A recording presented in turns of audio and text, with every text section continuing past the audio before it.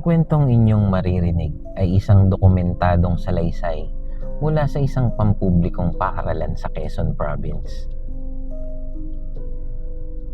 Sa unang tingin, walang kakaiba sa eskwelahang iyon.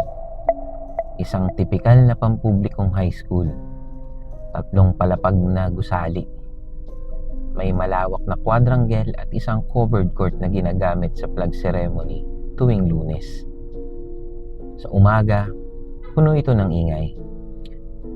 Sigawan ng mga estudyante, hiyabag ng mga nagmamadaling guro, at paulit-ulit na tunog ng kampana na nagsisilbing hudyat ng bawat klase. Pero pagdating ng gabi, iba ang itsura nito. Pagpatak ng alas 6, unti-unting nawawala ang ingay. Isa-isang nagsasara ang mga silid. Ang mga ilaw sa pasilyo ay nagiging iilan na lamang. Hanggang sa dumating ang oras na ang buong campus ay nababalot na ng katahimikan. Hindi yung ordinaryong katahimikan, kundi yung klase ng katahimikan na parang may naghihintay.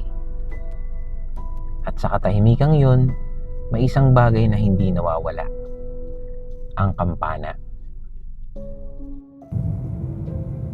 Hindi naman sikat ang eskwelahan bilang haunted. Wala itong viral videos, walang trending posts, walang mga estudyanteng nagkikwento ng may mga kababalaghan dito. Pero sa loob ng campus, lalo na sa mga matagal nang nagtatrabaho doon, ay may mga bagay na hindi nila direktang sinasabi, pero alam nila. Ang utility na ayaw maglinis sa 3 palapag mag-isa. Ang teacher na ayaw magpaiwan lampas alas 6. At ang mga guard na hindi umaakyat sa 3rd floor kung hindi kailangan. Lalo na sa dulo ng corridor. Si Ernesto Magsino ay hindi madaling matakot. 52 taong gulang, may 2 anak, at halos kalahati ng buhay niya ay ginugol sa trabahong may kinalaman sa pagbabantay, mula sa construction sites hanggang sa warehouses. Sanay siya sa dilim, sanay din siya sa katahimikan, at sanay siya sa ideya na ang karamihan sa multo ay gawa lang ng isip. Mahigit 10 taon na siyang guard sa eskwelahang iyon. Sa loob ng panahong iyon, wala siyang naranasang kakaiba. Walang multo, walang anino, walang kung anumang hindi may paliwanag. Hanggang sa isang gabi. Abril yun. Mainit kahit hating gabi. Bandang 12:03 AM, nakaupo si Ernesto sa guardhouse. May hawak siyang kape, at ang maliit na electric fan sa tabi ay umiikot ng mahina. Sa harap niya, ang CCTV monitor. 8 screen na nagpapakita ng iba't ibang parte ng campus. Tahimik, normal, hanggang sa bigla siyang napalingon. Hindi dahil malakas ang tunog, kundi dahil pamilyar ito. Tunog ng school bell. Malinis, buo, walang distortion, hindi static, hindi siya electrical glitch kung tawagin natin, kundi eksaktong tunog na naririnig tuwing dismissal. Imposible, bulong niya sa kanyang sarili. Tiningnan niya ang oras, 12:03 AM. Walang klase, walang tao, walang dahilan para tumunog ang kampana. Tumayo siya. Kinuha ang flashlight at lumabas. Tahimik ang campus. Walang hangin, walang kuliglig. Parang nakapos ang lahat. Pumasok siya sa main building. Diretso sa electrical room. Binuksan niya ang panel. Normal naman. Tiningnan ang timer ng bell. Nakaset lang sa daytime schedule. Walang program sa gabi. Walang manual override. Walang kahit anong indikasyon na may nag-activate. Kinabukasan, kwento niya ito sa kapwa guard. Baka naglolo ko lang, sabi ng kasama niya. Tumango si Ernesto. Posible, pero hindi siya kumbinsido. Noong ikalawang gabi, eksaktong oras, 12:03, mas malinaw, mas buo, at parang mas malapit. Doon na nagsimulang mabasag ang kanyang kumpiyansa. Pagkatapos ng shift, ni-review niya ang footage. Walang tao, walang gumagalaw, pero sa audio, naroon ang tunog. At doon siya natahimik ng matagal. Dumating ang ikatlong gabi.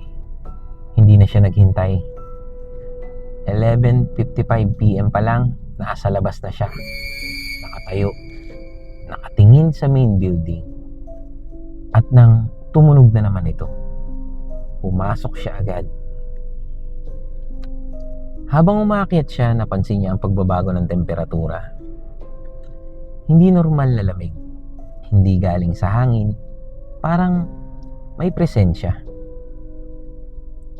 Pagdating niya sa third floor, mas tahimik. Mas mabigat ang pakiramdam. Napakahaba ng koridor. At sa dulo, ang silid, yung silid na hindi ginagamit. Laging nakalak. Pero ngayon, bahagyang nakabukas. Bawat hakbang niya ay mabigat. Hindi dahil pagod siya, kundi dahil may pumipigil. Parang may nagsasabing, huwag. Pero nagpatuloy siya. Binuksan niya ang pinto. Madilim, tahimik, at sa loob may nakatayo. Estudyante ang anyo, nakatayo sa harapan. Hindi gumagalaw. Tinawag niya, ngunit hindi ito sumagot. Unti-unti itong lumingon sa kanya, at doon, nakita niya itong walang muka.